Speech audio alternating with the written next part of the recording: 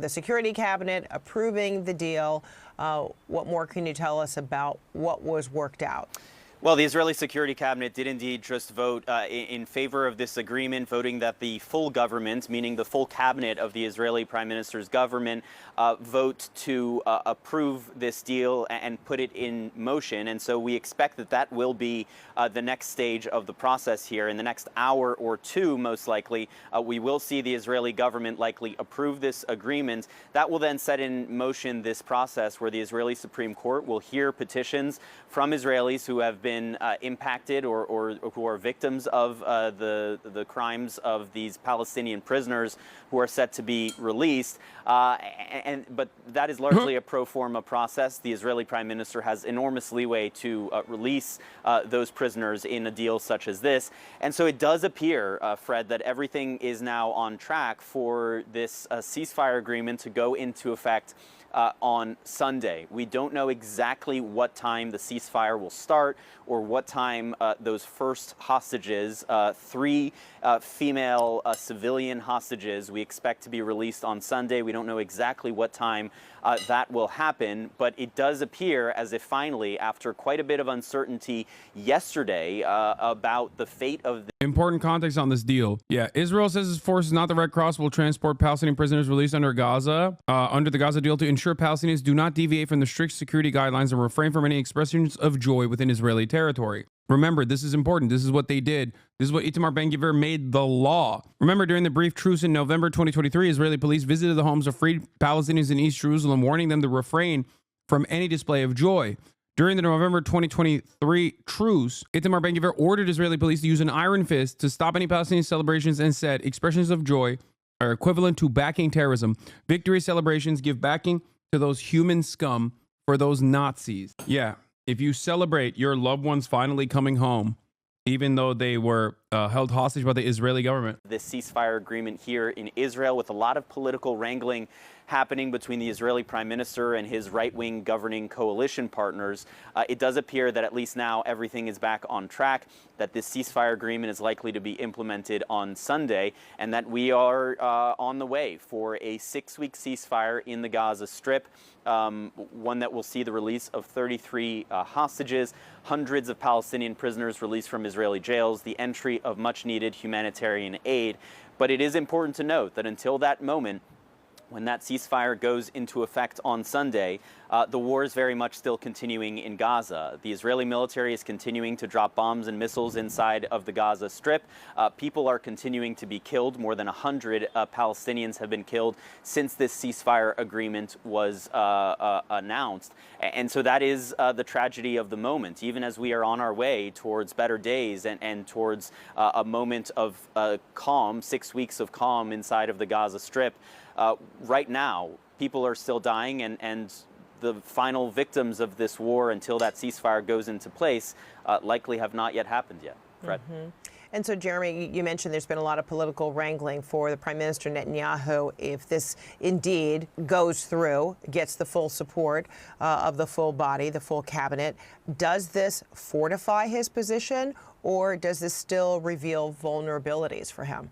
It certainly does still reveal vulnerabilities. Itamar Ben-Gvir, the national security minister, held a press conference last night where he said that he will indeed resign from the government alongside altogether 6 seats that he and his party hold in the Israeli Knesset, the Israeli parliament, if this ceasefire agreement is approved, and that is indeed what is happening right now. That means that Prime Minister Netanyahu's margin of majority in the Knesset is going to drop from 8 seats to just 2 seats of majority. And then there's the question still of what is the finance minister, Bezalel Smotrich, going to do? He and his party, who holds 7 seats in the Knesset, have made clear that they will leave the government unless the prime minister provides them with assurances that Israel will go back to fighting the war in Gaza once the first phase of this agreement, meaning that 6-week ceasefire, concludes.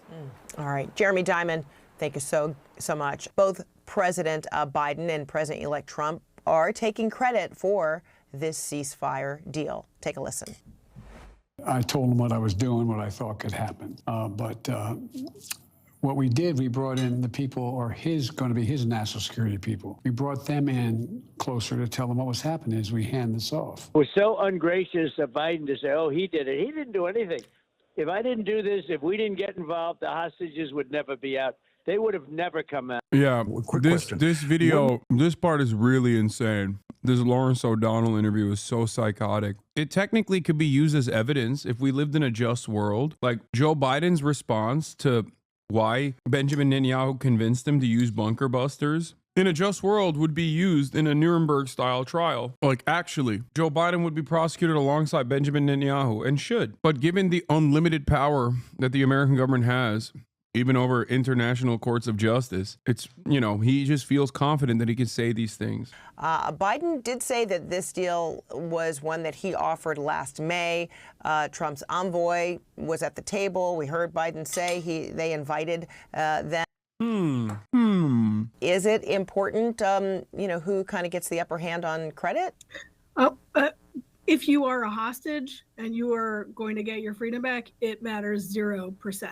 If you are Joe Biden or Donald Trump, it apparently matters a lot. And so I think, you know, Fred, what we're seeing here is sort of maybe not the best of politics, but the way politics should work, which is that I think if you're a member of the media, your job is to accurately report on what is going on. And if that is your job, then you should say the truth, which is that there was one party responsible for not agreeing to the conditions, Israel, and Donald Trump, either through additional assurances to Benjamin Netanyahu in private correspondence or through directly threatening him, was able to force Benjamin Netanyahu to concede to the terms of the negotiation that they were supposed to say yes to all the way back in the month of June or July, which was initially written out and presented by Hamas all the way back in February. I think it's ridiculous to just cast this aside as like petty disagreements between Donald Trump and Brandon.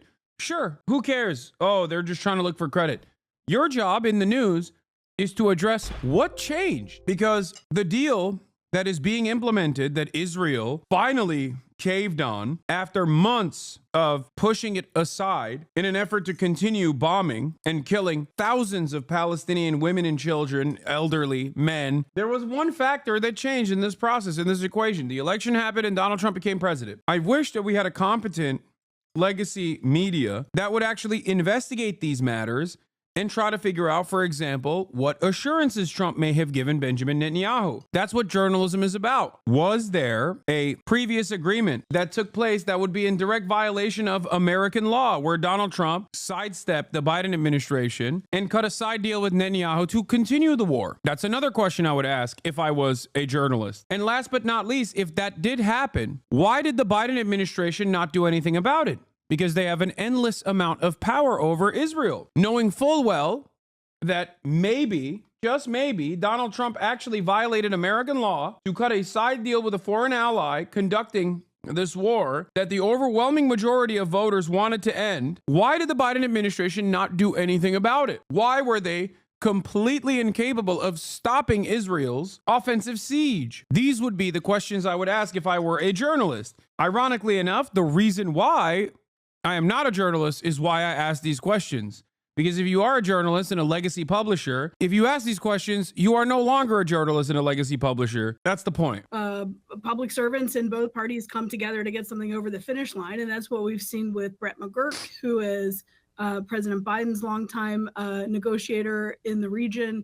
And with Steve Witkoff, he's a real estate developer, deeply involved in Donald Trump's inaugural, but also has been tapped as President-elect Trump's incoming envoy for the Middle East. And we saw McGurk and Witkoff kind of divide and conquer, take different meetings. McGurk sticking with the parameters of the deal that the Biden administration had been laying out and developing for months, and Witkoff using his and Donald Trump's relationship with Bibi Netanyahu to be in the room while McGurk was on the phone. Okay, that's all fine. And guess what? It seems to have worked. But Trump saying he should get all the credit, Biden bristling over that, then Trump bristling because Biden bristled. That's all politics. It's a lot of politics, and it's happening at this moment of transition. We were talking a moment ago about the politics for Netanyahu in Israel, but in the United States, obviously, this is a big political moment, the inauguration of Donald Trump on Monday. And there are some echoes. It's definitely not an exact parallel, but some echoes of that from Carter to Reagan. Oh, the yeah. end of I can't help but think of that. Yeah, and the end of the Iran hostage crisis. And it was a little bit different in that case, but again, you know, it's clear by both. It was a little bit different because Carter was incompetent, but was still dealing with a foreign adversary. Joe Biden wanted the war to continue and held all the cards to stop it and chose not to do so. And I'll take it one step further, chose to lie actively at the behest of Israel as Israel undermined his influence, making a mockery of him. And the reality of the matter is the media also played this song and dance as well and still continues to do so. Whenever they talk about like, wow, how could Trump actually apply the right amount of pressure to Benjamin Netanyahu after Joe Biden tried for 15 months? They're literally lying. They know how easy it is for the American government to turn around and be like, yeah, you're done. Cut it out. Without our weapons, Israel cannot continue killing these people. Israel cannot defend itself without our weapons, without our surveillance. You had secret British spy planes flying from Cyprus over Gaza to also, on top of the American intelligence, offer additional intelligence to and strike targets to the Israeli occupying force. This was a multifaceted, multi-nation approach. This genocide was not only supported, not only defended on the public stage, but like directly supported by numerous Western nations. It's ridiculous that I can figure this out as a Twitch streamer sitting in West Hollywood, but these major reporters seemingly are oblivious to that reality. How could I so accurately, down to the wire, correctly predict exactly what was going to happen with the Trump administration from where I'm sitting? I don't have the gift of foresight. I'm not precogging it. I don't have a particularly large brain. I don't. I'm not a very intelligent person. So how come they can't do that? How come they can't apply a little bit of criticism, a little bit of critical thinking? Both presidents would like to take some credit for this. And I think the truth is that it's not clear whether this deal would have gotten done on this timetable, if not for the timing of the start of Trump's presidency. But it's also true that Biden's team absolutely spent months working on the details of this. And more broadly, it's true that this is not a United States war. This is a war between two other nations or governing groups. And the coverage on this matter was so bad. Like virtually all Western press just actively dropped the ball in an effort to do as much propaganda as possible that is pro-Israel in nature. And all they did was just undermine the truth. All they did was actively and deliberately brainwash their audiences into believing a falsehood. And there are many other factors at play that made a deal elusive and that are putting pressure for the deal now. So it's sort of typical U.S. political egotism to make it seem like it's all about these two presidents and either one of them can claim the mantle. But the bottom line is, in a few days, this is going to be Donald Trump's situation, the U.S.'s situation under the Trump administration to manage. And President Biden will be former President Biden. I hate this so much. It's not interesting to say, oh, this deal was 15 months in the works. That deal was already in the works. We know that already. We know that already. What's interesting about it is which was the party that actually was involved that refused to sign off on the deal? And also, why did Biden not pressure the party that refuses to sign off on it? Why did Biden refuse to apply pressure to the party that did not sign off on it? But because they've started their position off of this lie that it was actually Hamas that was ruining the talks and not Israel, when it was just truly untrue, they have to maintain this lie over and over again. All the while, I have to show you this. First time you said the words ceasefire to Prime Minister Netanyahu? The first time was probably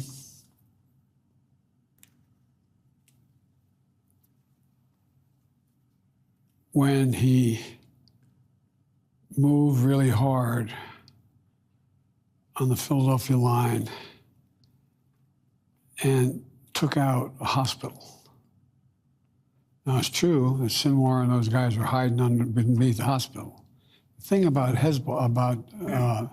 Hamas is they had all their facilities underneath schools, hospitals, churches. I mean, so Like, even after all of this countless damage has been done, this decrepit monster is still using the last remaining processing power he has in his mind before it shuts off to actively lie at the behest of the apartheid genocidal state of Israel. In his dying breath, he's gonna be like, I'm Israel, hi, Jack. In his dying breath. It started off with a lie, 40 beheaded babies, and it's still ending with a lie. You had, and to get them, you had to take people out. Let me put it this way. I'll just say, when I went to Israel, immediately after their attack by Hamas, 8 days later, whatever it was, and I told them we were going to help. And I said, but Bibi, I said, you can't be carpet bombing these communities. And he said to me, well, you did it. You carpet bombed, not his exact words, but you carpet bombed Berlin. You dropped a nuclear weapon. You killed thousands of innocent people because you had to in order to win a war. I said, but that's why we came up with the UN. New deals by which what we would do relative to civilians and military. So he was. Well, you did it, so why can't I? Is a crazy, childish way to approach this subject. I just know how much worse things are going to get under Donald Trump. But every time I hear or see stuff like this coming from a prominent Democrat, the previous administration's leader, I think to myself, it is virtually unconscionable to vote this back into power. To reward this with a second term is so insane to me. And I know the alternative is going to be worse. So far, that's not the case, but it will be day one. Just wait. I don't know. I don't know what to say about this. Woo, accelerationism is so funny to say because it's the Democrats and their incompetence that is accelerating us towards fascism. You can't say woo, accelerationism when you hear me say this, when simultaneously the Democrats that were the party that were pushing on October 6th, one day before October 7th, a new bill that would actually fund the border wall. And their message going into the election campaign was, we are the border party. The Republicans are actually incompetent and don't truly want a border wall. Who do you think is accelerating America towards fascism? The supposed counterbalance to fascism that defends fascism tooth and nail, or a Twitch streamer that wants the Democratic Party to be competent, that wants the Democratic Party to be anti-fascist, that cannot comprehend how far right they have become as they endlessly supported a genocide with our tax dollars. It's insane. Just wait till you listen to what his justification that Bibi gave him was, which he basically summarized earlier. Was comparing 21st century war tactics, battle tactics, with World War II. Well, what he was really doing is he was going after me for saying you can't indiscriminately bomb civilian areas, even if the bad guys are there. Even if the bad guys are there, you can't take out 2, 10, 12, 1,500 people, innocent people, in order to get the one bad guy. And he made a legitimate argument. His perspective said, look, these are the guys that kill my people. These are the guys that are all over in these tunnels. Nobody had any idea the miles of tunnels are down there. It's amazing what they built. And they're sometimes 200 feet under the ground. Well, the way to get to them is take out the places where they were under which they got to the tunnels. And so that's the first time I had the discussion about bombing civilian areas was when I went over after the 9/11, after the. That right there is an endorsement and an admission that is a direct violation of American laws and international human rights. The President of the United States of America said that our foreign ally leadership told me, well, they're the bad guys. They killed our people. So I said it's okay that you use bunker buster bombs on top of refugee camps, on top of hospitals, on top of schools. where people were sheltering. There was never a moment where Biden was at odds with Benjamin Netanyahu. Make no mistake. That's precisely the reason why, in spite of Benjamin Netanyahu routinely making a mockery of Joe Biden over and over again, very deliberately, as I covered every single day, day in, day out, he still kept sending billions and billions of dollars of weapons, okay? Nonstop. The massacre that occurred. So on that first trip, 10, 11 days after October 7th, you already raised the issues of how to get to a ceasefire. Well, not a ceasefire, how to prevent innocent death. Yes. And then I pushed really, really hard for more humanitarian aid to go in and ways to get it in. And look, in fairness to Bibi, he's got a tough coalition too, man. He's got the most conservative cabinet of any Israeli prime minister ever. With that, did you have reason to believe that the prime... Dog, that didn't materialize. He built it. He made the coalition. Is this guy crazy? What's happening here? It's so wild to me that no one ever justifies left-wing action this way.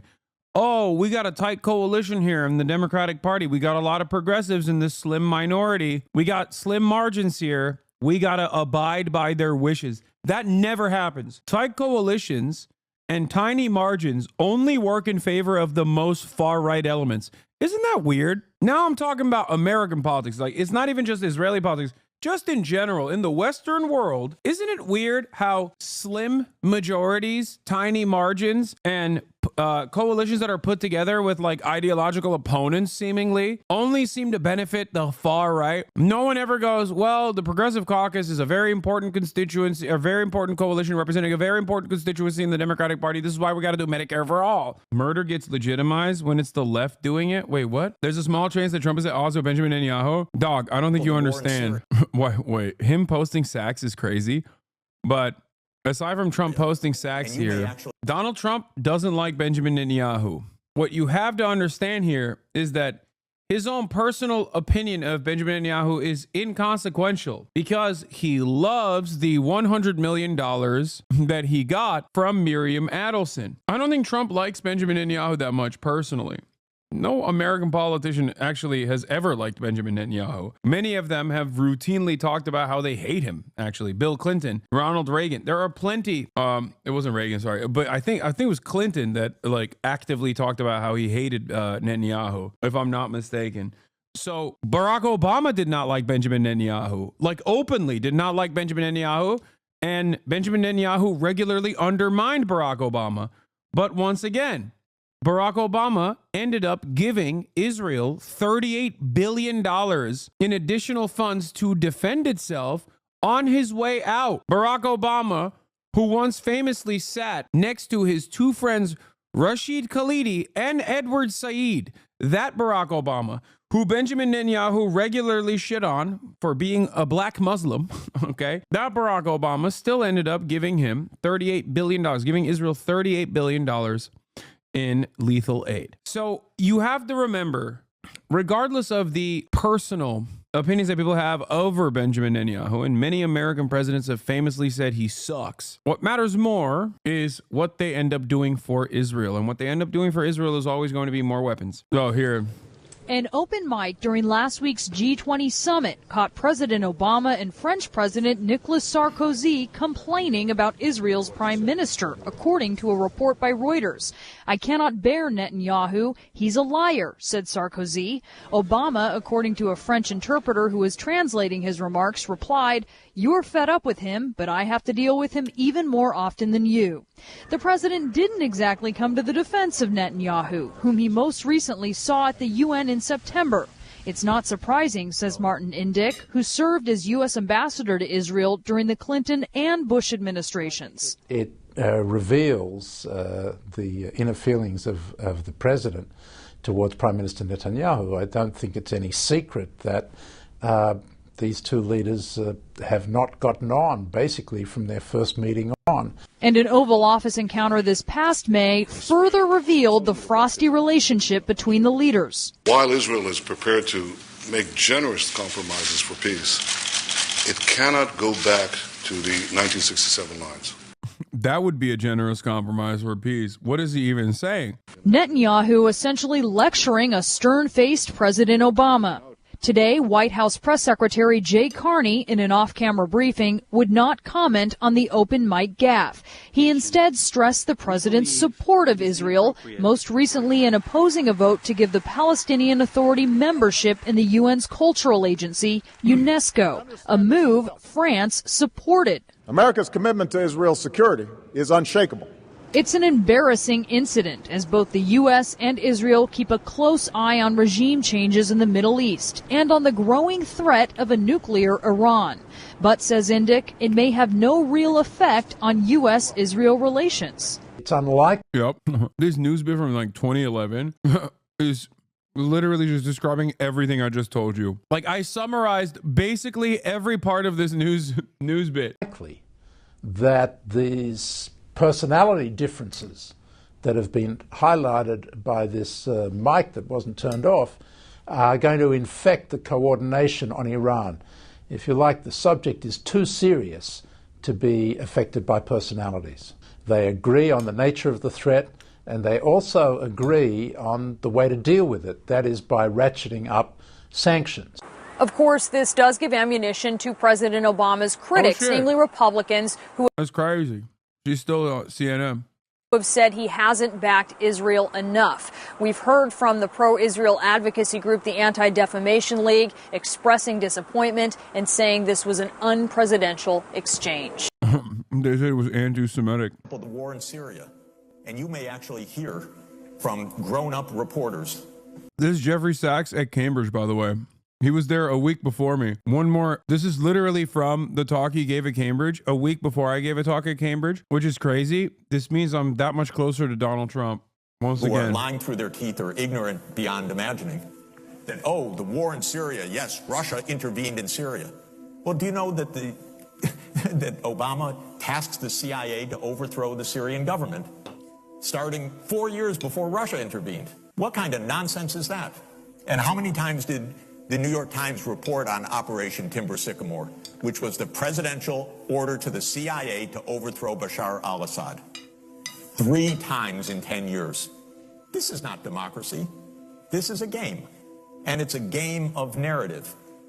Why did the U.S. invade Iraq in 2003?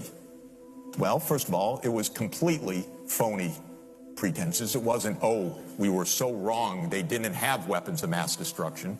They actually did focus groups in the fall of 2002 to find out what would sell that war to the American people. I love putting conspiracy music, like the Interstellar soundtrack, behind Jeffrey Sachs, because that's the only thing that hogs respond positively to. I swear to God, if you were to translate like Lenin's speeches and then obviously it can't be in any other language other than English. And apparently Lenin learned English in an Irish accent, so maybe you could do that if you want. But if you were to play conspiracy music behind it, like you could get the hogs to actually be on board with or Parenti. That's even better. Get a yellow Parenti speech and blast it with conspiracy music. You will literally make the hogs revolutionary third worldists. I'm not even kidding. It's just so funny to do this with the likes of Jeffrey Sachs. Like, you're looking at an academic and a member of the state that like viciously destroyed the USSR initially, but now is trying to atone for those sins at least a little bit. And you have, as long as you slap it with a conspiracy sticker, like as long as you slap the conspiracy music to it, people are like, hell yeah, he's speaking truth. Abe Schultzky, if you want to know the name of the PR genius. They did focus groups on the war. They wanted the war all the time. They had to figure out how to sell the war to the American people, how to scare the shit out of the American people. It was a phony war. Where did that war come from? You know what? It's quite surprising. That war came from Netanyahu, actually. You know that? It's weird. And the way it is that Netanyahu had from 1995 onward the theory that the only way we're going to get rid of Hamas and Hezbollah is by toppling the governments that support them. That's Iraq, Syria, and Iran. And the guy's nothing if not obsessive. And he's still trying to get us to fight Iran this day, this week. He's a deep, dark son of a bitch, sorry to tell you. Because he's gotten us into endless wars, and because of the power of all of this in the U.S. politics, he's gotten his way. I don't fully agree with that. I mean, I do agree that he's a deep, dark son of a bitch. But this is a very commonly held perspective among many people that, like, the Ba'athist parties were taken out, or at least, like, Iraq and Syria were always active targets at the behest of Israel. And it was actually at Netanyahu's direction that we, attacked these places or whatever. I think, especially as it pertains to Syria, like, that played a role for sure. I've said this before. I think, like, Bashar al-Assad was not only weak, but also was a tyrant. And outside of that, even the very fact that his weakness as a leader played a role in Syria being used as a logistical hub for Iran, connecting Iran to Lebanon in Syria, through Syria, connecting Iran to Lebanon so that they could offer weapons and even manufacture weapons and give it to Hezbollah. Having said that, I think America's interests in the region are set by Americans and not by Israel, not by Benjamin Netanyahu. Doesn't sound like a good return on investment for USA. I think that even if it's not a good return on investment, it's still done for corporate interests. It's still done for weapons contracts. It's still done for oil. They think Arabs can't rise into a revolution known as a conspiracy that the CIA did. I mean, it's not a conspiracy to say that color revolutions are often backed by the CIA, and real public dissatisfaction with any kind of autocratic administration very quickly turns into something that destabilizes that country at the behest of American foreign policy objectives. That much is 100% correct. And as a matter of fact, I would go so far as to say it's usually the case. The CIA doesn't have enough motion to instill dissatisfaction upon the public to the degree that there will be a real revolution in any country, right? They don't have that, which is why they will grab onto real points of contention. In Afghanistan, if it wasn't the Afghan government, the USSR aligned Afghan government's genuine ineptitude and awful violence on the countryside against those who they consider to be radical Islamists, if that had not taken place, then the CIA could not have actually armed and given people enough motion, like arm them, radicalize them, and actively use them as a weapon against the Afghan government, which then, of course, obviously led to the USSR actually invading Afghanistan. But that's the problem. It's a bit of both. It's always both. It never is born out of nothing. And sometimes it is born out of, I guess, nothing. And that's when it's ISIS. But it's very difficult for America to create genuine resentment against a government out of nowhere. And the only reason why ISIS could basically be cultivated and crafted was because of the prior destabilization that America had engaged in the region. That's not out of nothing, to be honest. Yeah, no, exactly. I'm saying that like ISIS in and of itself was not a popular movement or a popular mobilization, whereas color revolutions often do start as popular movements and popular mobilizations that the State Department takes advantage of and redirects towards a cause that benefits their destabilizing goals in the area, destabilizing goals in that nation, a foreign adversary. And with respect to ISIS, there was no popular mobilization there at all. It's not a color revolution at all. And that's the reason why I basically stated that ISIS in and of itself was separate. But even then, ISIS would never be able to exist in a country that wasn't destabilized already through prior destabilization efforts, through prior instances of war. That's why many in the region will, be the first to tell you that ISIS is an American invention, understandably so. But that war was totally phony. So what is this democracy versus dictatorship? Come on, these are not even sensible terms. I am once again very jealous that right-wingers openly get to do stuff like this and say stuff like this without any scrutiny whatsoever. It's very frustrating that Donald Trump can straight up post a Jeffrey Sachs video with conspiracy music on the background where he just straight up says Benjamin Netanyahu is the reason why we went to invade Iraq, which I don't even agree with, by the way. I don't even think he would fully agree with that sentiment either. I think it's a little bit reductive.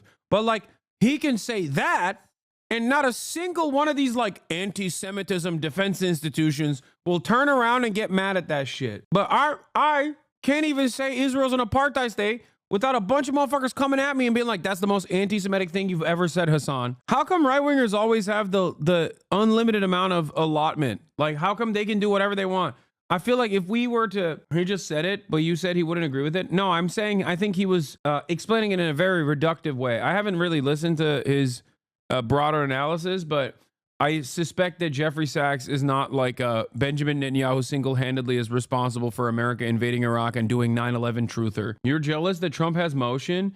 Yes, bro. Yes, I'm jealous of his motion. I'm jealous that, like, I swear to God, Donald Trump could literally bring about Medicare for all, okay? He would never do it, but if there was one guy who could do it, it's him. And it's not just because he's the Teflon Don. It's also because he is a right-winger. Like, we are so captive to the whims of the right that a dictatorial right-winger could just be like, yeah, honestly, we're going to kill every Mexican, but also simultaneously, you're getting free healthcare. And Americans would be like, all right, I guess I'm on board now. The very same Americans that be like, nah, that shit is gay as hell. If a Democrat was able to push it through, would turn around and be like, no, I love that, actually. Thank you so much. Look how gracious and bountiful our Lord is. It's so goddamn annoying. He would do basically what Bismarck did in Germany and implement welfare in order to prevent the left from making any gains and bolster his own popularity. That's Jenk's argument. Yeah, the difference is I don't believe that he's going to do that. It is also endlessly frustrating, though, because, like, it's frustrating because, like, I care about good things happening, right? I care about good things happening to American people. I want the government to be competent. I want the government to actually work at the behest of the citizens. Okay, I want the government to improve the material conditions of working class Americans. But it's endlessly frustrating that the only people that have any sort of political freedom to do anything, really, are the Republican Party. And their audience is so receptive to it because they're so personally invested in, like, the cult of Trump that they would be like, all right, I'm Medicare for all now. I'm actually in favor of Medicare for all now because my God King did it. If it was Obama pushing for it, they're like, oh, he wants to do gay communism healthcare. If I go to the doctor will tell me gay. But when Trump is doing it, it's good. It's glorious, my king. The minister was delaying agreement with a ceasefire for his own politics and with the... Come on, guys. I think Trump is really going to do something that's going to help the majority of Americans anytime now. I'm pretty sure. No, I'm not saying that. I'm saying he would never do that. No, make no mistake. I'm not delusional. I'm simply annoyed that if he were to do that, that would be the only time it's allowed. That's what's annoying. It's like, it's maybe even doubly annoying that he does have the capacity to do that because he has motion, but he won't. Of course he won't, because he's a piece of shit. Part of the reason why he won to begin with. Do you not see what I'm saying? You're saying only Nixon could go to China? I mean, I guess to a certain degree, yeah. That's what I mean, yeah.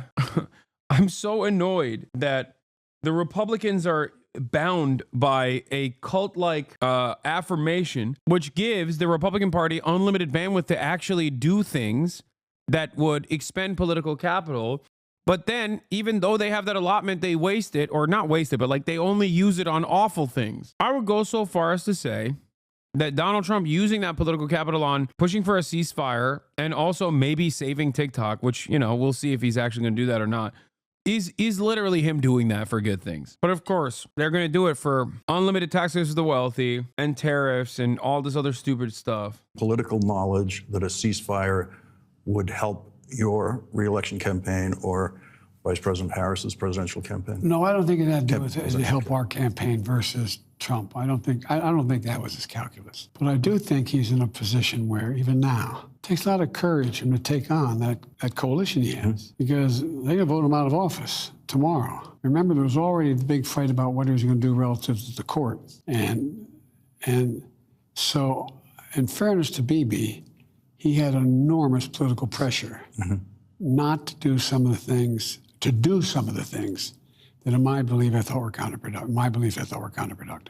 Mr. President, I'd like to end this conversation where we began it, which is you last night getting up from that desk, and as I was being hustled out of the room with the rest of the press, I saw your family surrounding you, Vice President, and whenever I see that... I think China is the ultimate horseshoe theory issue. There's like this dude in Taylor Lorenz aligned with MAGA, but nobody else. Dude, there is perhaps no better indication that Nate Silver is so out of touch than to confidently express his opinions on an application that's being used by 170 million Americans. Nate Silver. Like, can you imagine this asshole being like... Nobody wants to like defend TikTok, dude. It's just like Taylor Lorenz and Nathan J. Robinson. It's like, dude, it's not even remotely popular to ban TikTok, man. You're the stat guy. You're the stat guy. How do you say stuff like this? Stop being embarrassed. The xenophobia is in thinking China is bent on global domination, literally an irrational fear of China, very definition of the term. What exactly are you afraid of China doing, Nate? And can you connect it directly to the working class in America? What are you talking about? I don't believe it's accurate to characterize China as bent on global domination. I'm aligned with MAGA. Even though one of my prime criticisms of the Trumpian right is they're fearmongering about China, the point here is baffling. The thing I just genuinely despise about these demons is they're so locked in on their worldview. They just never actually open the window to look outside. This guy, Matty Iglesias, like all these people that have motion within the Democratic Party, within like the liberal halls of intelligentsia, are so unimaginably out of touch and so confident, so smug in their stupidity, it blows my mind. The aftermath of this election should have been a moment of feeling a little ashamed of yourself, right? And what did Matty Iglesias do? At least Nate Silver was like offering Trump's chances as a much higher likelihood all the way until the very last second. So like respect to him on that front, but especially Matty Iglesias, right? Matty Iglesias verbatim got every single thing he wanted out of the Kamala Harris campaign. And then he didn't waste a single moment immediately saying they didn't go, they went too far left. What's really frustrating about this process, putting together a team so I lose every election. What's really, really frustrating about this process to me is that there is this veneer of intellectualism present in the halls of liberal intelligentsia, right? Like the likes of the No Opinion or the likes of Matty Iglesias. Like all these guys, they have this air, this confidence, this intellect that they put forth. They're like, I'm well read. I know what's going on. I know what's up. You have to listen to me. I know what I'm talking about. But their zealotry, their ideological zealotry for third-way neoliberalism, and not even third-way neoliberalism necessarily, but like whatever the Democratic Party is saying they want to do, these guys will be institutional defenders of no matter what unconditionally, especially Matty Iglesias. That kind of zealotry and brown-nosing causes them to be wrong all the time. And there are a lot of these people. There are a lot of these people out there, like the Reddit neoliberals, who are just like, I have no politics of my own. I just will always defend the Democratic Party unconditionally, no matter what, even if they lose all the time. If they lose, then, well, true democratic liberalism hasn't been tried, right? They do this over and over and over again. And it's frustrating because they are so devoid of any sort of real conviction, right? And simply are just trying to play catch up and defend the Democratic Party's ineptitude and incompetence. They are no different, in my opinion, than the QAnon supporters are. The very same QAnon supporters who are anti-vaxxers, who are absolute dumbasses, right? Like these guys who are just so stupid. Oh, they don't believe in real information and empirical evidence. Like, excuse me, here's my Brookings Institute research. You do all of this, and then your output is just as fucking stupid as Ashley Babbitt. Like, how do you live with yourself? You engage in the same thought-terminating cycles that these guys do. It makes me so mad. The only difference is that Ashley Babbitt and her kind are mouth-breathing morons that everybody understands are stupid and not well-read. You, on the other hand, are Ashley Babbitt, but gay, okay? Smug, gay Ashley Babbitt. That is the way I see a lot of these, like, neoliberal thinkers. Just as delusional, just as committed to the ideological zealotry, but a little bit better read, knows how to use larger words, and also smug and gay. Very annoying. In Babbitt's case, not only mind-altering, but life-changing. Yeah. Methinks you don't... Yeah, exactly. Methinks you don't actually really understand politics. You just don't understand, silly. How can you build a coalition when there are simply people who are at odds with the agenda of the administration? I don't know. Jail them. No one ever asked Trump how he builds his caucus. No one ever goes, hey, how is Trump gonna build his fucking caucus? No one asked that question. He just whips him into shape. What do you mean we got 10 different senators from Maggie Hassan all the way to now John Fetterman, who's joined those ranks as well, to the likes of Joe Manchin. Oh, they're just going to always play the role of the spoiler. Nothing we can do. Jail them. Make them play ball. I don't care. There are many different ways in which a competent administrative state can enforce its agenda. This is the agenda that people voted for democratically. If you care about democracy, you're going to make those fuckers vote for these bills that the people want, that they demand, that they voted for, that will genuinely improve their material conditions. Even if you're not going to jail them, remove them from their committee positions so they can no longer entertain, wine and dine, or get wined and dined by lobbyists. Remove the crumb of power they have. Oh, Hassan, West Virginia is a plus 35 red state. If Joe Manchin isn't there, we're just going to lose that. Okay, fine. We lost it anyway. He's there for the right votes. He's there for the appointments. He's there for the court appointments. You simply don't understand the minutia of politics. I do. He's there for the court appointments. He's going to be there for the agenda. And if he's not there for the agenda, he's no longer going to sit on the Energy Committee. That's it. You think Joe Manchin would get this level of clout and prominence if he was just another Republican senator from West Virginia? Of course not. Oh, he might flip parties. No, he has no motion in the Republican Party. The only time he has motion is if he plays the role of a spoiler in the Democratic Party. So make him commit to the goddamn Democratic Party. This is not that crazy of a statement. Same with cinema. Oh, figuratively jailed, right? Like, off out of the party or really send him to jail as political prisoners. Honestly, you don't want to know what my actual opinion is. Actually, you know what? I'll say it. My opinion is that every politician is riddled, filled to the brim with a litany of different conflicts of interest that put them directly in the crosshairs of a multitude of different federal regulatory agencies. So I simply say, if someone is not playing ball, Chinese Communist Party style, utilize the regulatory agencies to make them remember that they are a real American citizen after all. Because if the average American citizen engages in the same conflicts of interest, whether it be insider trading, trading on not publicly available information, for example, they go to jail. So why not send Joe Manchin to jail? Why not send Nancy Pelosi to jail? You have that power. Oh, I'm sorry. The average Americans have to abide by the law, but our politicians don't? What a ridiculous situation. If your daughter is caught price gouging insulin in the state that you are the senator of, she goes to jail and you get investigated for your involvement in the affairs. So yeah, why let this corruption run rampant if you're not going to use that corruption to push for your influence? What is the slippery slope argument? If you don't want to go to jail, don't do crimes. Virtually every politician is so corrupt to the bone that we have basically decided, like, they're all corrupt. What are you going to do about it? Basically, what's happening in Mexico, in order to get the judicial reforms passed, to get judges elected by the people, the ruling Morena party cut a deal with a corrupt senator to vote in favor of it. What do you think about that kind of practice? Good. What do you mean? Cutting a deal with a corrupt senator? Oh my God.